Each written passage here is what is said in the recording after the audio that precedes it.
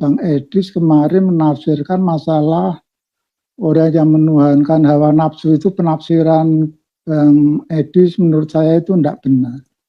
Menurut Al-Quran, orang yang menyerahkan dirinya, menaklukkan dirinya, sehingga dirinya wajib mengikuti orang tersebut, mengikuti sesuatu tersebut, disebut mempertuhan. Setuju? Setuju. Oke, sekarang kenapa ketika itu diganti objeknya Muhammad, lalu Anda nggak mau itu menuhankan? Saya kasih contoh. Udin patuh sama setan, tahluk sama setan, mengikuti apapun perintah setan. Berarti dia mempertuhan setan nggak? Betul. Nah, kalau setannya diganti nih, sekarang Muhammad, Udin tahluk kepada Muhammad, patuh kepada Muhammad, mengikuti apapun yang diperintahkan Muhammad. Sama nggak perbuatan itu mempertuhan? Sama, tapi kan mulai bukan mulai Bang, yang Abang sampaikan itu tidak benar. Orang Islam mengikuti Rasulullah, itu yang diikuti itu cara ibadahnya, perilakunya, tingkah lakunya, perbuatan sehari-harinya. Iya, itu namanya mempertuhan.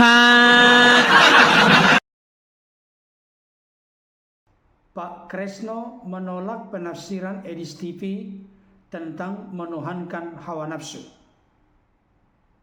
Mari kita simak ketidaksetujuan atau penolakan dari Pak Kresno ketika Bang Edis TV menjelaskan arti dari menuhankan hawa nafsu, bahkan menuhankan apapun dan siapapun. Bang Edis kemarin menafsirkan masalah orang yang menuhankan hawa nafsu itu, penafsiran Bang Edis menurut saya itu tidak benar. Baik, gini, kita pakai standar kan? Gini, Pak Kresno, berarti Anda sudah menyimak dari kemarin-kemarin. Gini, suatu perbuatan itu harus didefinisikan yang sama sekalipun pelakunya dan objeknya itu berbeda. Paham nggak maksud saya? Iya. Coba saya ulangi ya. Sebuah perbuatan harus didefinisikan dengan perbuatan yang sama sekalipun pelaku dan objeknya berbeda. Contoh, kalau ini ada air, di dalam gelas ini ada air, saya masukin ke mulut, saya telan. Perbuatan itu disebut apa? Minum kan? Iya. Walaupun pelakunya ganti, airnya ganti, perbuatan itu tetap minum. Siapapun pelakunya, apapun jenis airnya. Setuju? Setuju. Mau yang melakukan Pak Kresno kalau begini, tetap minum. Udin kalau begini, tetap minum. Yang diganti mau diganti air, mau diganti alkohol, mau diganti apa, tetap minum namanya. Betul? Sekarang begini. Menurut Al-Quran, orang yang menyerahkan dirinya, menaklukkan dirinya, sehingga dirinya wajib mengikuti orang tersebut, mengikuti sesuatu tersebut, disebut mempertuhan. Setuju? Setuju. Sekarang kenapa ketika itu diganti objeknya Muhammad, lalu Anda nggak mau itu menuhankan? Contoh, saya kasih contoh. Ada Udin. Udin patuh sama setan, tahluk sama setan, mengikuti apapun perintah setan. Berarti dia mempertuhan setan nggak? Nah, kalau setannya diganti nih, setannya diganti. Sekarang Muhammad, Udin tahluk kepada Muhammad, patuh kepada Muhammad, mengikuti apapun yang diperintahkan Muhammad. Sama nggak perbuatan itu mempertuhan? Sama, tapi kan mulai. Bukan mulai Bang, yang Abang sampaikan itu tidak benar. Sebetulnya orang Islam mengikuti, tadi sudah saya sampaikan, orang Islam mengikuti Rasulullah, itu yang diikuti itu cara ibadahnya. Tadi kan sudah saya sampaikan, cara ibadahnya, perilakunya, tingkah lakunya, perbuatan sehari-harinya. Iya, itu namanya mempertuhan. Beda Bang, beda.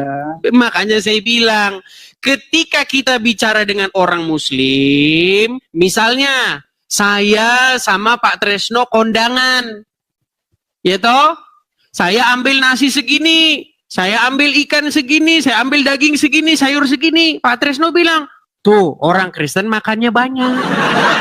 Tapi kalau Pak Tresno melakukan hal yang sama, ambil nasi segini, ikan segini, sayur segini, nggak mau dibilang makan banyak.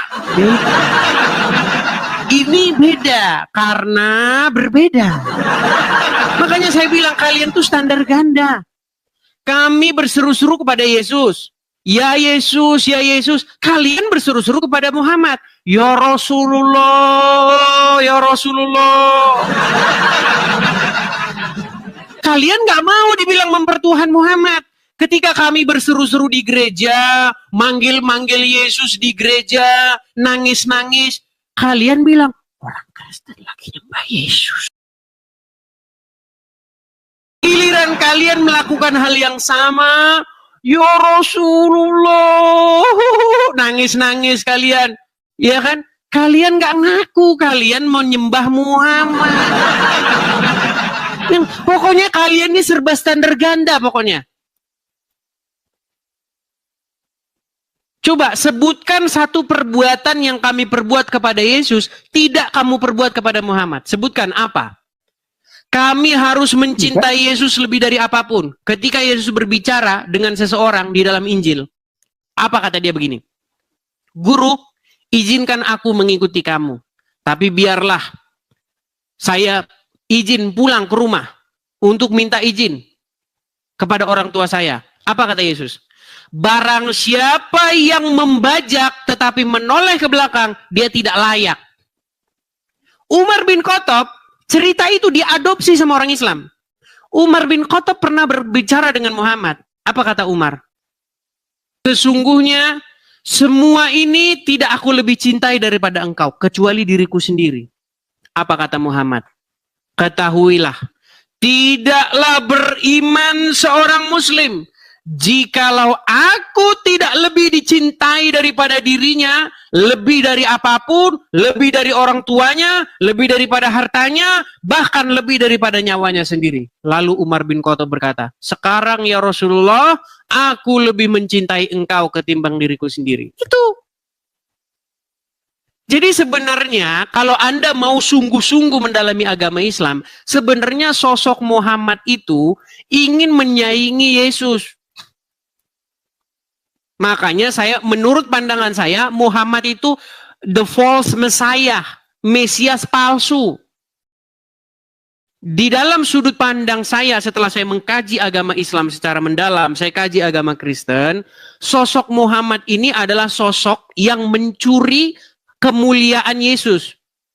Orang itu harusnya menaklukkan diri kepada Yesus, mengikuti Yesus, taat, patuh, tunduk kepada Yesus, tapi dicuri sama Muhammad. Orang malah mencintai Muhammad, takluk tunduk kepada Muhammad. Akhirnya apa? Main lempar-lemparan batu ke Arab. Akhirnya apa? Bawa rangsel pergi ke Mabes Polri. Karena dia terlalu mencintai Muhammad. Seandainya dia mencintai Yesus, tidak mungkin dia bawa rangsel ke kantor polisi. Itu yang terjadi. Berapa banyak orang bawa rangsel pergi ke kantor polisi, meledak di sana? Berapa banyak? Karena dia cinta kepada Muhammad itu, bukan karena dia cinta kepada Yesus. Coba camkan perkataan saya itu. Saya melakukan kajian mendalam terhadap agama Islam. Tapi itu bukan ajaran Islam, Bang. Bukan ajaran agama Islam dari mana? Jangan disalahkan Islamnya, itu orangnya. Saya tunjukkan hadisnya. Apakah perlakuan mereka itu mencerminkan Muhammad nih? Perhatikan ya, saya tunjukkan. Kalau saya ngomong pakai dalilnya, Pak Kresno. Nih ya, saya balikan layar saya. Ya, dia kan melanggar, Bang. Nih, ini hadis dalam Sunan At-Tirmizi nomor 2531. Apa dikatakan di sini? Perhatikan. Sunan At-Tirmizi telah menceritakan kepada kami dan seterusnya, Abu dan seterusnya. Nih, Rasulullah bersabda, saya diperintahkan untuk memerangi manusia hingga mereka mengucapkan tidak ada Tuhan yang berhak disembah selain Allah. Apabila mereka mengucapkannya, maka mereka telah menghalangiku untuk menumpahkan darah dan merampas harta mereka. Lihat nih. Ini Muhammad nih. Jadi kalau ada orang sekarang, ketika dia lihat orang yang belum mengucapkan syahadat diperangi, dia sedang mencontoh Muhammad. Kenapa Amrozi pergi ke Bali? Coba, kenapa mereka meledak di sana? Karena mereka baca buku-buku yang seperti ini. Mustahil mereka baca Injil, Pak Kresno. Kalau mereka baca Injil, mereka tidak akan mungkin berangkat ke Bali untuk melakukan seperti itu, bondir-bundir begitu. Makanya saya bilang, kalau Anda mempelajari agama Islam secara mendalam, Anda menghabiskan waktu. Jangan dengar katanya-katanya. Itu kan kata dia. Dulu saya juga seperti itu. Katanya pendeta, katanya ustadz. Tapi semenjak saya dalami, saya buang dulu katanya-katanya itu. Saya pelajari dulu. Saya nggak mau katanya-katanya. Jika Anda betul-betul mendalami, pegang omongan saya. Ketika Anda nanti sudah meragukan Muhammad, sudah tidak percaya lagi kepada Muhammad, disitulah Anda akan memanggil tukang loak untuk mengangkat buku-buku itu dari rumah Anda. Nggak mungkin terjadi, Bang. Ya, karena Anda tidak mau mendalaminya. Iya. Soalnya itu yang diperangi itu tadi, yang disebutkan itu tadi kan orang kafir yang memerangi orang Islam juga. Tidak ada di situ tulisan orang kafir yang memerangi orang Islam, nggak ada. Itu tambahan-tambahan Anda. Di situ saya diperintahkan untuk memerangi manusia, nggak ada di situ saya diperintahkan untuk memerangi manusia yang memerangi saya, nggak ada. Itu tambah-tambahan dari kalian.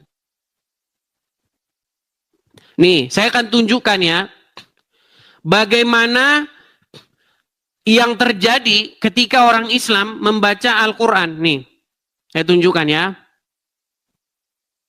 Ini adalah pengaruh Al-Quran terhadap orang yang membacanya. Beda dengan pengaruh Bible terhadap orang yang membacanya. Saya kalau ngomong mungkin terlalu keras ya, tapi yang saya katakan ini fakta. Saya balik dulu kamera saya lagi ya. Nih, saya tunjukkan. Ini adalah seorang Muslim, dia pergi ke salah satu kantor polisi di Polsek ya. Nih, saya perbesar. Nih, pesan terselubung pelaku bom bundir. Nih, apa isinya? Nih, KUHP, hukum syirik, tapir, perangi para penegak hukum setan. Quran surat At-Taubah 29.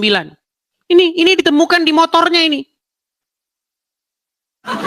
Makanya saya bilang, sebelum terlambat, buanglah buku-buku yang membuat Anda menjadi telor. Sebelum terlambat, sebelum menjangkiti isi keluarga Anda.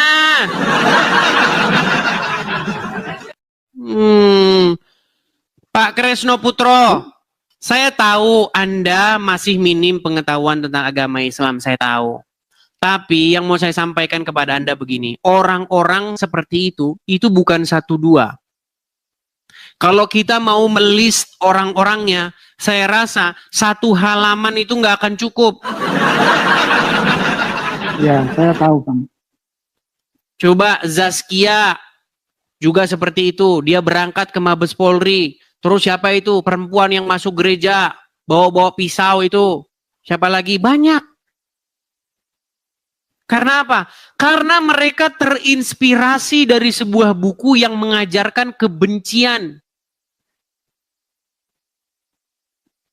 Coba, selama Anda jadi Islam, Anda diajarkan membenci orang-orang Yahudi Nasrani enggak? Enggak. Enggak. Enggak, enggak. Itu setahu saya, Bang ya, agama Islam itu mengajarkan suatu kedamaian, penuh cinta kasih. Yang saya tahu. Ya, tetapi itu adalah hasil halusinasi Anda, bukan apa kata Islam sendiri. Kalau kata Islam, itu bukan seperti itu. Bahkan Anda itu tidak boleh berteman dengan non-Muslim. Boleh nggak berteman dengan orang non-Muslim menurut ajaran agama Islam? Boleh nggak mencintai non-Muslim? Kalau menurut saya boleh saja.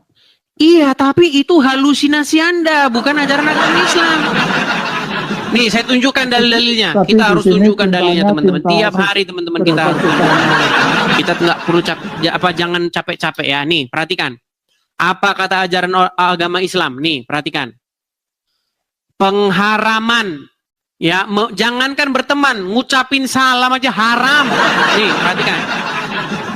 Dari Abu Hurairah, Rasulullah bersabda, janganlah kalian memulai salam kepada Yahudi dan Nasrani.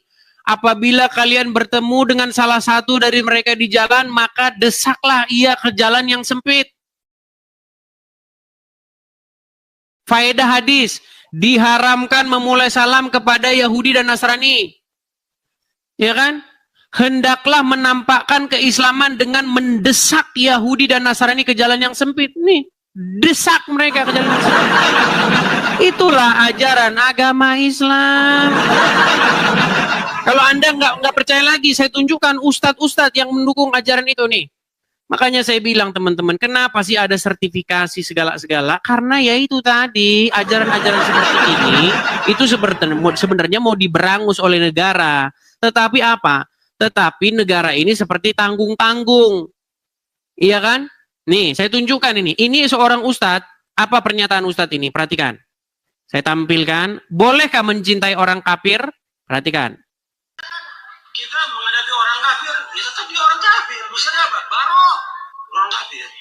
Nggak bisa mencintai orang kafir, nggak boleh orang beriman mencintai orang kafir, tidak boleh, selama-lamanya tidak boleh. Hatta dia orang tua, anak, saudara nggak boleh mencintai orang kafir, nggak boleh ada sebelah jarroh ini cinta orang kafir, tidak boleh selama-lamanya. Kalau dia mencintai orang kafir, maka dia bukan orang beriman. Orang munafik itu bukan orang beriman. Nah, lihat itu. Beriman itu mencintai. Gak ada orang beriman mencintai orang kafir, gak boleh.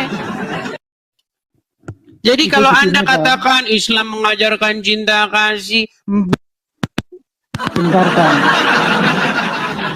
Itu Bang, ya Bang ya, dengarkan Bang. coba Yang silakan. dimaksud yang dimaksud mencintai itu tadi, yang disampaikan Ustadz itu tadi, itu mencintai untuk menjadikan pasangan hidup. Tapi kalau untuk mencintai terhadap sesama itu boleh. Harus Sama, dipelintir. begitu Makanya saya tafsirnya. saya punya gambar bagus ya tentang orang Islam ketika saya ajak diskusi ini. Ini gambar bagus nih. Ketika Islam menjelaskan Al-Quran, disitulah dia harus berdusta, bahkan kepada dirinya sendiri. Dan ini sedang Anda lakukan, Pak Kresno. Siapa itu yang berkata seperti itu? Anda dari tadi sedang menipu diri. Saya sudah tunjukkan dalil. Anda bilang, oh itu begini. Oh itu begini. Memang begitu Bang. Orang Islam itu menikahi orang kafir tidak boleh. Menikahi orang yang beragama selain Gimana? Islam tidak boleh. Orang Islam kalau menikahi dengan non-Islam memang itu dilarang oleh Islam. Tapi kalau mencintai dalam sesama hidup, bukan masalah percintaan, itu boleh-boleh saja. Oke, saya tunjukkan lagi dalilnya ya. Kita tidak capek-capeknya ya menunjukkan kepada mereka. Karena tiap hari selalu ada orang muslim baru ya. Baik, ada jemaah baru terus di TV ini, terus jemaah baru terus ya. Baik, jangankan berteman. Gini, saya kasih contoh. Misalnya Anda punya tetangga non-muslim, Nasrani, atau Yahudi, atau Hindu, atau Buddha, atau Konghucu. Mereka miskin, tidak memiliki makanan. Boleh nggak Anda beri mereka makan? Boleh. Saya Saya tunjukkan ayatnya. Apakah boleh umat muslim berbuat demikian kepada orang lapar kalau dia bukan muslim? Saya tunjukkan. Memang mereka ini ya. Kan sudah saya bilang, alasan seseorang Islam itu karena nggak ngerti ajaran agama Islam. Gimana sih? Aduh. Perhatikan. Dari Abu Sa'id Al-Khudri radhiyallahu anhu, dari Nabi Shallallahu Alaihi Wasallam, beliau bersabda, jangan engkau berteman kecuali dengan orang beriman, dan jangan memakan makananmu selain orang yang bertakwa. Saya tanya, makananmu yang di rumah itu boleh nggak dimakan selain daripada orang yang bertakwa? Kalau saya pribadi boleh. Wala wala wing wing. Wi wi wi wala wi wi wi. Dengarkan dulu Bang. Dengarkan Gimana? Dulu. Itu hadis atau apa? Bukan, ini buku gambar. Aduh. Karena begini Bang, yang namanya hadis itu ada yang sahih dan ada yang tidak. Mulai Ada yang kuat, angel. bukan mulai. Angel tenan tuturanmu. Angel tenan tuturanmu. Saya pakai belangkon besok dah. Angel tenan tuturanmu. Angel tenan tuturanmu. Sudah saya tunjukkan dalil-dalilnya Pak Krisno. Sudah saya tunjukkan dalilnya ini tidak boleh berteman. Bilang hadis palsu lagi. Ini saya mau gimana? Saya mau gimana terusan? Sungguh nekat yang Dari penjelasan Bang Edis TV, sebenarnya sudah sangat eksplisit, jelas dan terang benderang terkait dengan arti atau makna dari menuhankan hawa nafsu atau menuhankan apapun dan siapapun. Salah satu hal yang menjadi titik yang mempersulit saudara-saudara kita dari luar Kristen, termasuk seperti Pak Kresno ini, mengerti, memahami apa yang dijelaskan oleh Edis TV yang sudah sangat terang benderang. Oleh karena mereka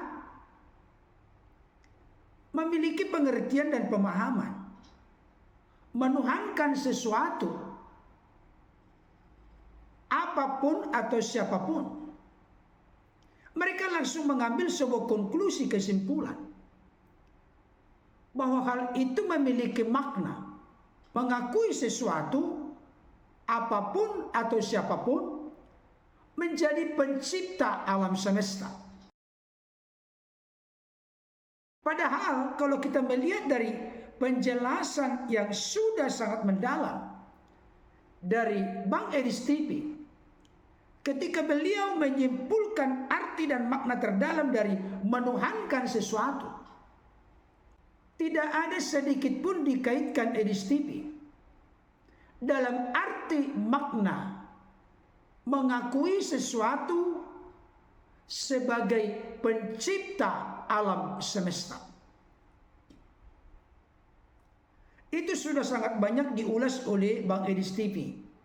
Tetapi siapapun yang berdebat dengan Edis TV, mayoritas mereka masih gagal paham, penuh dengan kecurigaan tentang apa yang diartikan oleh Edis TV, yang sebenarnya sudah sangat jelas, eksplisit, terang benderang.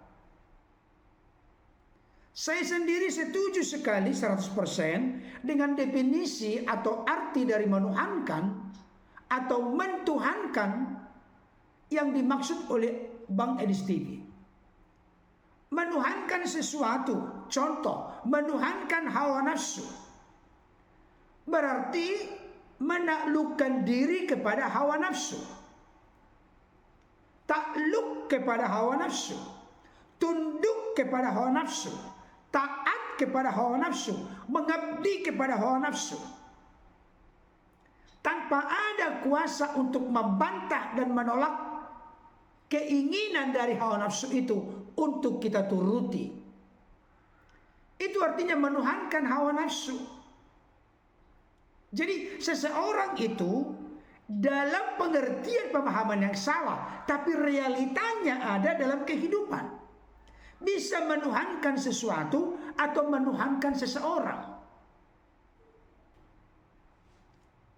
Jadi dalam arti yang khusus, disadari atau tidak disadari, seseorang itu bisa menuhankan hawa nafsu, menuhankan sosok atau pribadi lain. Karena definisi inti substansi terdalam dari menuhankan adalah tunduk, patuh, taat, menaklukkan diri, mengabdikan diri secara total dan penuh tanpa ada daya dan kuasa untuk menolak dan membantahnya. Atas dasar arti dari menuhankan seperti inilah, Edi Stevie mengatakan bahwa orang-orang Kristen betul-betul sesungguhnya menuhankan Yesus. Artinya menempatkan Yesus sebagai penguasa dalam hidup kami orang-orang percaya. Terus terang memang harus diakui dengan jujur, kami tidak pernah punya niat atau punya maksud, punya hati untuk membantah, menolak Yesus. Kenapa? Karena Dia adalah Tuhan atas hidup kami, pemimpin, raja, penguasa atas hidup kami. Walaupun memang Dia adalah sejatinya Tuhan, tapi perlakuan kami kepada Yesus sebagai Tuhan dinyatakan melalui ketundukan, ketaatan kami yang total tanpa ada dalih atau bantahan sama sekali. Pertanyaan yang perlu direnungkan, adakah Pak Kresno atau yang seiman dengan Pak Kresno memperlakukan demikian kepada junjungan kalian? Kalau iya, berarti secara definisi, secara perlakuan, berarti memperlakukan seseorang itu sebagai Tuhan dalam hidup. Siapa yang memperhamba kita, itulah Tuhan atau Tuhan kita. Itu sebabnya harus lurus dan benar. Kita tidak boleh diperhamba oleh apapun dan siapapun selain diperhamba oleh Allah Tritunggal Maha Kudus, Bapa, Anak, dan Roh Kudus.